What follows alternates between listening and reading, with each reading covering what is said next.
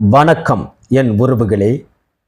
இன்று மே 5 மிகப்பெரிய ஆளுமை மிக்க புரட்சியாளரின் நினைவு தினம் என்று. யார் தமிழர்கள்?